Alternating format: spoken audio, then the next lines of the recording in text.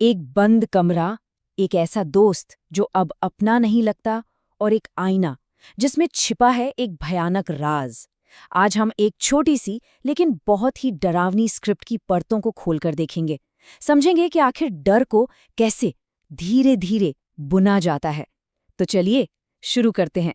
जरा सोच कर देखिए, कोई आईने में देखे और वहां उसका अपना चेहरा ना हो, बल्कि कोई और, या शायद कुछ और उसे घूर रहा हो। कहानी की शुरुआत ही इसी एक परेशान कर देने वाले सवाल से होती है। ये एक ऐसा हुक है जो सुनते ही एक बेचैनी भरा रहस्यमय माहौल बना देता है।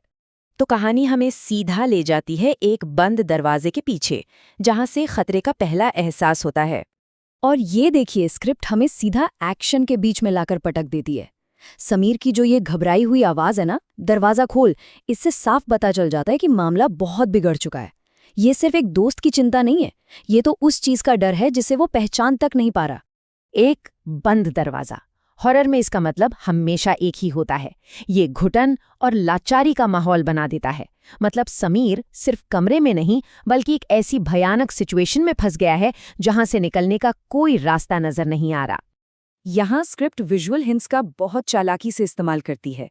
देखिए, समीर को अब भी लग रहा है कि शायद ये कोई मजाक हो, लेकिन हमें यानी देखने वालों को आर्यन की वो चमकती हुई काली आंखें दिख रही हैं। ये साफ इशारा है कि भाई ये वो आर्यन नहीं है जिसे समीर जानता है, ये कुछ और ही है। और बस इसी एक लाइन के साथ मजाक और असलियत के बीच का सारा फर्क मिट जाता है।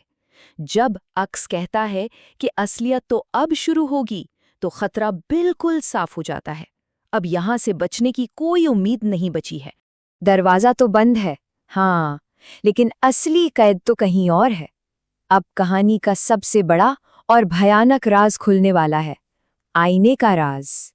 ये सीन सस्पेंस को बिल्कुल पीक पर ले जाता है।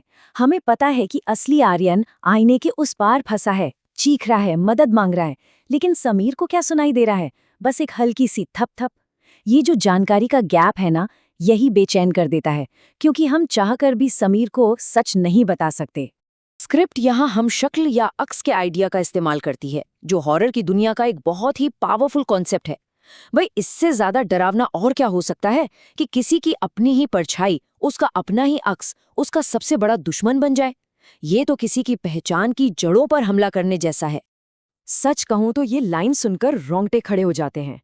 एक मासूम सा सपना था दोनों दोस्तों का कि दुनिया का सबसे खौफनाक व्लॉग बनाएंगे, और देखिए कैसे अक्स ने उसी सपने को एक भयानक हथियार बना लिया। वो समीर के भरोसे का, उसके अपने ही सपने का इस्तेमाल कर रहा है उसे अपने जाल में फंसाने के लिए। ठीक है, तो अक्स का राज तो खुल गया, लेकिन सवाल ये है कि उसका असली प्लान क्या है। यहीं से असलियत का असली खौफ शुरू होता है। अक्स का मकसद सिर्फ आर्यन को रिप्लेस करना नहीं है, नहीं, उसका प्लान तो कहीं ज्यादा बड़ा और भयानक है। वो आईने की दुनिया के बाकी साथियों को भी हमारी दुनिया में लाना चाहता है। मतलब अब दांव पर सिर्फ एक दोस्ती नहीं, बल्कि पूरी दुनिया है। स्क्रिप्ट में इस तरह की छोटी छोटी डिटेल्स डर को और असली बनाती हैं। वो बर्फीला स्पर्श, ये पढ़ते ही वो अलौकिक ठंडक महसूस होती है। ये कोई इंसान नहीं हो सकता, ये एक ऐसी चीज है जिसमें कोई गर्मी नहीं, कोई इमोशन नहीं है। ये तो चलता फिरता खौफ है। कमरे का डर अब एक बहुत बड़ी और भी डरावनी जगह पर पहुंचने वाला है। कहानी अब हमें ले जाती है एक पुरानी हवेली में, जहां खतरे का एक बिल्कुल नया लेवल इंतजार कर रहा है। कहानी का पुरानी हवेली में शिफ्ट होना खतरे को और भी बड़ा बना देता है। आप जानते हैं, पुरानी हवेली एक क्लासिक हॉरर सेटिंग है। ये अपने साथ एक इतिहास, एक पुरानी दबी हुई बुराई का एहसास लाती है। अब ये मामला सिर्फ दो दोस्तों का नहीं रहा, ये किसी बहुत पुरानी और ताकतवर बुराई से जुड़ गया है। यहाँ हमें दिखता है कि कैसे समीर का कंट्रोल पूरी तरह से जा चुका है। उसकी चाल रोबोट जैसी है, आंखें बिल्कुल खाली। वो अब इंसान नहीं, एक कठपुतली है जिसे अक्स अपनी मर्जी से उस अंधेरी हवेली की ओर खींच रहा है। ये लाइन समीर की किस्मत पर आखिरी मोहर लगा देती है। वो अब सिर्फ एक विक्टिम नहीं है, वो उस बुराई का जरिया बन चुका है। उसका शरीर एक गेटवे बनेगा जिससे ना जाने और कितनी भयानक चीजें इस दुनिया में आएंगी, और वो बेचारा कुछ नहीं कर सकता। तो फिर कहानी का अंजाम क्या होता है? स्क्रिप्ट हमें कोई सीधा जवाब नहीं देती, बल्कि कई अनसुलझे और डरावने सवालों के साथ अकेला छोड़ देती है। तो स्क्रिप्ट हमें इसी सवाल के साथ छोड़ देती है कि हवेली के अंदर आखिर होता क्या है। क्या समीर हमेशा के लिए उस बुराई का रास्ता बन जाएगा? और सबसे बड़ा, सबसे डरावना सवाल, असली आर्यन का क्या होगा, वो जो अब भी आईने के पीछे कैद है? ये जो अनसुलझा खौफ है ना, यही कहानी खत्म होने के बाद भी दिमाग में घूमता रहता है।